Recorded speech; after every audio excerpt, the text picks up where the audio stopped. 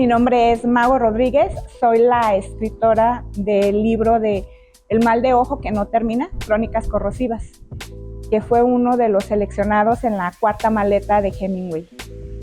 ¿Qué me motivó a participar? Querer ver algo con mi nombre. En una obra de Juan Villoro dice querer ser el chicle de un libro. Quería ser el chicle de un libro. Y verlo terminado, palpado, es como ver, pues no sé, no tengo hijos, pero imagino que es como ver un hijo. Yo le llamo librijo. No fue fácil, yo hice 3 intentos, en 2 no salía electa, pero no sé si mi terquedad o el hecho de que realmente quería ver una portada con mi nombre, mi ego, me hizo seguir participando. Digo, ya había recibido 2 no. Cuando recibí el sí fue cuando en verdad no supe cómo actuar. Sí, fueron muchas lágrimas, mucha alegría, y ya verlo impreso ha sido fantástico. Estar contando y viviendo el momento presente de que ya hay un texto que yo escribí desde un inicio es fabuloso. Fue una experiencia que hasta la fecha sigo recibiendo muchas cosas positivas al respecto, y pues creo que seguiría haciéndolo. Se siente muy bonito ver un libro con tu nombre y tu creación. Mis libros son crónicas de movimiento, de mi día a día. No viene la receta del té de calzón efectivo, no es de brujería, pero sí inicia con una crónica que es la que yo les cuento a ustedes cómo es que emigré junto con toda mi familia a los 4 años de edad de mi pueblo, que sería Colima, a esta gran ciudad Guadalajara, que para mí era demasiado grande, enorme a mi edad, y pues para mi familia también. Es un relato, empiezo con ese relato y todo lo que me ha llevado hasta, en este caso la última crónica es de enero del 2024, y es todo un recorrido con mis historias de andar en este mundo y transitar desde buscar trabajo, escuela, amores y mis andanzas en el transporte público, que son demasiadas. Híjole, pues yo escribía desde los 15. En mis 15 años, no me hicieron fiesta ni nada, pero una madrina me regaló un diario, ¿no? Y a mí fue como que, ¡wow!, un diario. Entonces yo me sentaba diario a escribir que tomé el camión, que me reprobaron en una materia, que me peleé con una amiga. O sea, yo escribía diario en mi diario y le llamaba como tal. Y ya llegó como al año que me terminé ese librito de un cuarto de carta con unas 90 hojas, que compré una libreta y entonces le puse ya nombre. Se llamaba Sam, por el de una película, un personaje que hace Johnny Depp en una película. Y entonces ya le decía, Sam, hoy hice esto, hice aquello, cuando menos. En uno de esos diarios que todavía conservo, no todos, luego los quemaba, porque según yo, si los descubrían, oh Dios mío, ahí ponía que hasta me peleaba con mis papás. En uno de ellos tengo relatado el 22 de abril cómo lo viví yo, cómo fue regresar a clases, el olor que había en las calles, porque mi transporte pasaba por las calles de Gante. Yo estudié áreas, les llamaban en aquel siglo pasado, las que estaban por la Boca. Entonces pasábamos por ahí, el aroma, la sensación, el silencio, en una prepa en silencio. Jóvenes en silencio es algo que nunca se te va a olvidar, te queda marcado. Y ahí empecé a escribir, pero no me animaba a enseñar lo que escribía porque yo era una persona con muchas faltas de ortografía. Creo que todavía tengo faltas de ortografía, pero en aquel tiempo tenía muchas más. Y entonces pues yo no enseñaba mis textos, eran para mí, ¿no? Y así guardaba y quemaba diarios y compraba más libretas y seguía escribiendo hasta que a los 35 años, por recomendación de una terapeuta, me dice, ¿sabes qué? Salió publicado que ahí dan un taller a una cuadra de tu casa, en este caso la librería José Luisa, y me dijo, y yo tengo un familiar que ya fue, y me di cuenta que él escribe como lo que tú escribes, porque yo a mi terapeuta le llegaba con resumen de lo que había hecho en texto. y dice, yo siento que te va a servir. Y ya fue ahí, yendo a ese taller, que descubrí que lo que yo escribía era crónica, porque yo escribía el día a día, el andar, en mis cosas buenas y malas, yo ahí las ponía. Y entonces ahí ya fue cuando dije, entonces esto es lo que yo escribo, porque yo no sabía que escribía. Ahí me dijeron, sí, es crónica, y me las criticaron porque sí, estaban hechas un relajo, pero pues seguí yendo porque me seguía gustando y seguí escribiendo. Y ahí empecé ya a tomar más en serio lo que yo escribía. Él me eligió, me gusta mucho hablar. Yo creo que fue ya para no cansar más a mi familia y a los que están a mi alrededor. Les digo que yo tengo incontinencia verborreica. A mí me dan un tema y si me encanta, mira, siéntate que podemos hablar horas. Si llego tarde a algún lugar es por eso, porque me encuentro a alguien y es platicar. Entonces era como el de, pues ya sé que estoy enfadando, ya sé que platico mucho, pues ahora lo voy a escribir y pues ya tengo quien lo lea y a lo mejor se interese un poco más en el tema, ¿no? Porque a mí me sorprenden muchas cosas, ahora lo he estado descubriendo, o sea, tantas historias que hay y que la gente ignora, o sea, pero no tanto la historia esa que te enseñan en la escuela con fechas, nombres relevantes, no, la historia que realmente le da la vida a las calles. Es esa vida cotidiana, o sea, el ir y venir, las mismas relaciones que se hacen en el simple hecho de estar esperando la ruta del camión, cómo empiezas a identificar gente que le espera a la misma hora que tú y le empiezas a conocer y ya sabes de dónde vienen y a dónde van. No sé, la historia de cómo tu vecino llegó a donde vive, el camino que tuvo que recorrer para llegar a donde vive. O sea, yo siento que esas historias superan más que la ficción. No es que la ficción no sea interesante y todo, pero a veces leo unas historias de vidas de personas que son tan comunes que dice uno, se están buscando inspiración para una película y aquí hay una persona que ha recorrido una vida que para mí es sorprendente, o sea, lo mucho que han logrado. Entonces, sí, yo puedo decir que a mí me escogió la crónica. Y pues hasta la fecha, aunque me han invitado a explorar otras formas literarias como cuento, novela, yo sigo enamorada de la crónica. Híjole, hay mucho, hay libros, más bien hay lecturas de columnas de crónica, tanto, no sé, cuando empecé a conocer a Gaitalés, quedé sorprendida del hombre en cómo describe cosas tan sencillas como la historia de un maniquí. Con un objeto puedes abordar toda una cuadra, toda una vida, todo un ir y venir.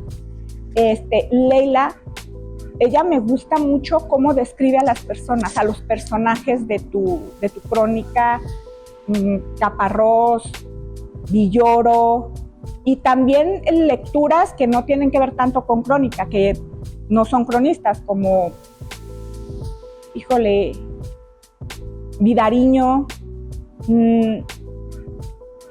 Es que es un revoltijo porque, también encuentras textos ahorita gracias al internet, páginas, y en esos años me topé con páginas como las de crónica pero colombiana. Entonces ellos escriben, hay una página que se llama Desde Lupanal, y que me encanta cómo ellos abordan a una persona que se dedica a comprar autos robados y tiene una chatarrera. O sea, todo ese rollo familiar y ese cotidiano me encanta también mucho. Y no sé, lecturas como novelas y cuentos más que nada son los que más me llenan por cómo relatan algún hecho. Híjole, mi método de escribir no tiene un método ordenado, no soy ordenada. Me vuelcan las ideas y siento yo que las regurgito en mi celular y cuando tengo chance. Por lo general escribo en el transporte público. Yo duro 2 horas de camino de mi casa a mi trabajo y de mi trabajo a mi casa. Cuando me toca asiento, porque no siempre salimos con ese, a veces yo ya traigo una idea de algo que vi y voy en el camión escribiendo Y ya desde entonces le empiezo a dar como que una formita. Y bueno, ya para hacer retoques y todo es en casa, ya más tranquila. Pero digamos que mi primer libro, el 80% está hecho en el transporte público. O sea, en el camión, con lo que veo, con lo que vivo, pero sí escrito en mi teléfono, en mi celular. Al principio me mandaba WhatsApps a mí misma y ya ahorita ya aprendí que hay Google Drive. Entonces ya tengo un texto más, o sea, tengo una forma como que más formada, pero a fechas creo que ya me he disciplinado en escribir más de lo que escribía antes. Y mi libro lo encuentran en la librería Mariano Azuela, en el Convento del Carmen.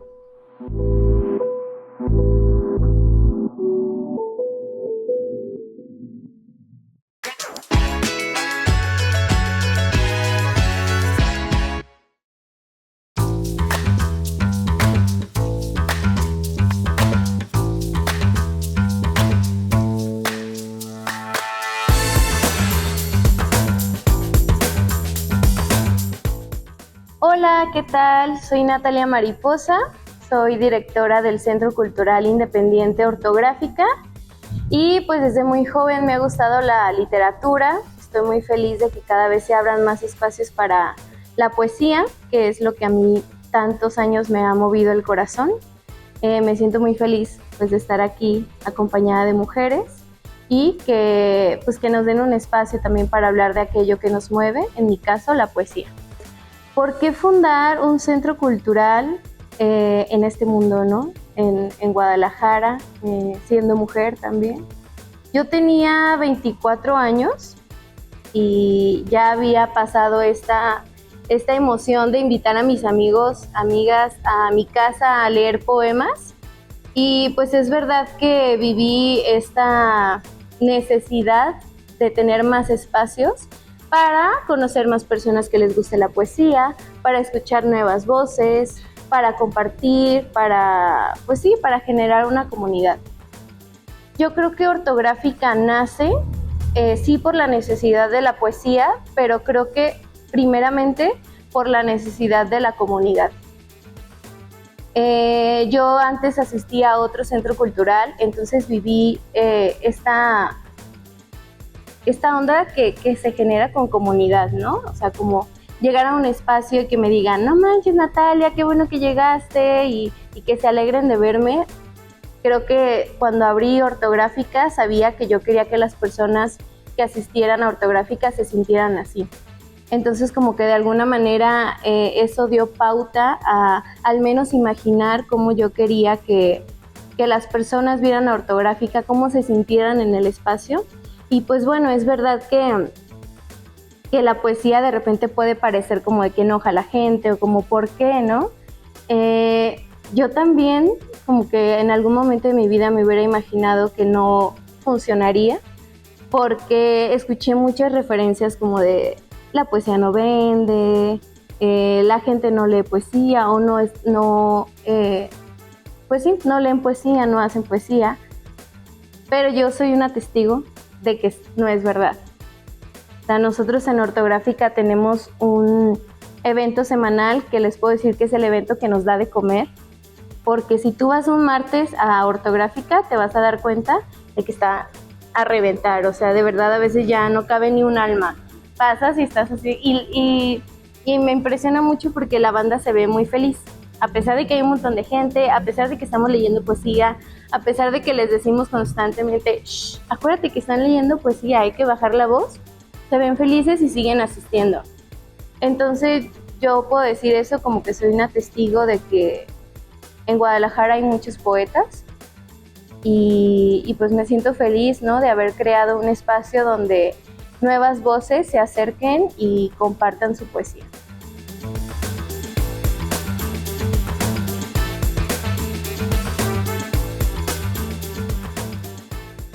¿Qué es eso que la poesía cubre como necesidad? Yo creo que y va a sonar bien cliché quizá, pero yo realmente lo he vivido así y sé que otras compañeras y compañeros lo han vivido, que sí cubre una necesidad del alma.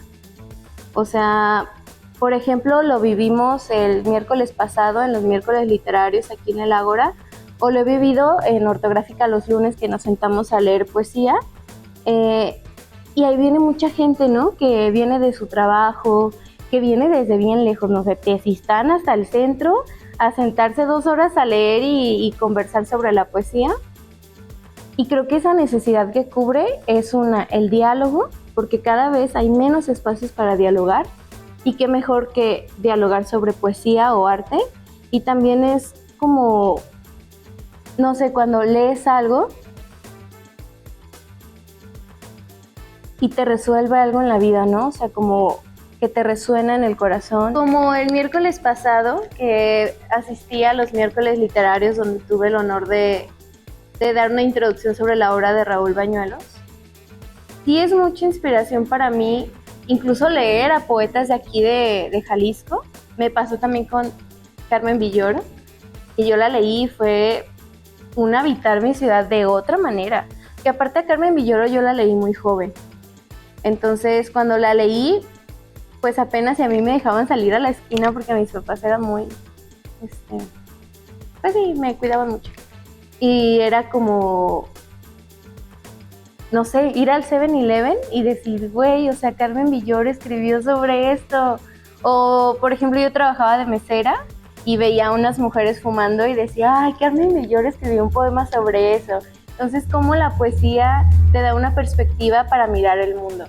Creo que para mí esa es la clave de la poesía y cómo también yo la vivo.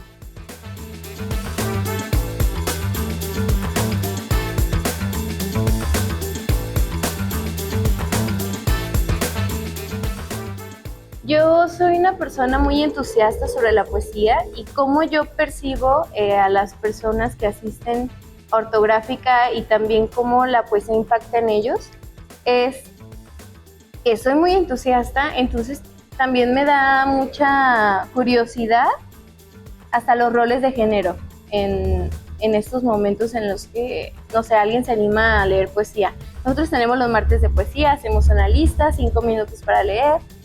Y me ha pasado que llegan chavas así de que, ay, solo vengo a ver. Y yo le digo, amiga, anímate a leer. No va a pasar nada, o sea, te vamos a aplaudir, te vamos a escuchar, anímate. Y yo observo que hay más morras a las que les da pena que a los hombres. Y ahí observo este rol de género, ¿no? De que, o sea, los hombres están más acostumbrados a salir al aire, a hablar, a expresarse, y las morras de repente no. Entonces, a mí una de mis labores también ha sido como, hey, anímate, hermana, ve y léenos tu poema, ¿no? Y si no es un poema, y si es una carta que le escribiste a tu papá, y si es una carta que le escribiste a tu mejor amiga, anímate y léelo y compártelo. Y ahí creo que es uno de los, de lo que más me llena el corazón por haber creado Ortográfica, cuando me dicen como, güey, Ortográfica cambió mi vida, o venir aquí es mi segunda casa, o aquí hice amigos. O sea, para mí esa creación de comunidad y que la poesía sea una excusa es lo que más me encanta y me llena el corazón. Sí creo que, pues no sé, o sea, hay gente que llegó sin llamarse poeta y ahí se convirtió en poeta, ¿no? Porque todos los martes escribe un poema para leerlo en el micrófono abierto, porque los lunes que nos sentamos a escucharnos más íntimamente, ya se atrevió y nos compartió su primer poema, ¿no? Entonces, para mí ese impacto, ¿qué digo? O sea, a mí me encantaría que fueran más y más y más y más, pero digo, aun cuando una persona me diga, güey, este proyecto cambió mi vida y la poesía está cambiando mi vida, yo me siento la mujer más realizada del mundo. Uy, ese es mi sueño. Sí, yo creo que sí cambiaría un montón. O sea, por ejemplo, observo también cómo las infancias que asisten ahí usualmente a Ortográfica, pues se desenvuelven de otras maneras, ¿no? O sea, un espacio donde son bien recibidas, donde puedes platicar, no sé, una niña de 5 años y una mujer de 40 años y no hay pedo y se entienden y hay comunicación y hay un espacio que lo fomenta. Yo creo que sí cambiaría un montón la ciudad si hubiera más centros culturales. Yo digo, hay que hacer centros culturales como hay Oxxos en cada esquina. Y quizá, digo, yo creo que hay muchos espacios donde a lo mejor no es un centro cultural, pero es un bar donde se juntan para hablar sobre algunos temas. Creo que a lo mejor no tantísimos centros culturales, pero que los espacios que nosotros habitamos los convertamos en espacios de diálogo. O sea, creo que no necesariamente un centro cultural, pero sí no sé, a lo mejor la invitación también, ¿no? A ti te gustan los temas sociales. Juntarte en el bar donde trabajas para dialogar sobre eso. O sea, no necesariamente crear un centro cultural, sino modificar y accionar con todos los espacios que ya existen. Apropiarnos del espacio público, apropiarnos de los espacios del Estado también, como es el Ágora. Creo que es ahí donde se podría hacer un cambio muy, muy, muy positivo. Sí. Sí, o sea, para mí es un rotundo sí. Creo que es fundamental seguir creando espacios y seguir accionando. La neta, yo sí me siento muy feliz con lo que he hecho. Espero seguir haciendo más cosas, pero yo estoy feliz. Claro que sí, yo les hago una invitación personal para que vengan, para que vivan la poesía, para que busquen y se enteren de qué está sucediendo en Guadalajara, porque es verdad que hay muchísimos espacios para vivirla de diferentes maneras. Entonces, atrévanse a venir a los miércoles, a ir a Ortográfica, a ir a otros espacios que están abriendo micrófonos abiertos para poesía o para la lectura, para sentarnos y dialogar. Atrévanse a visitar.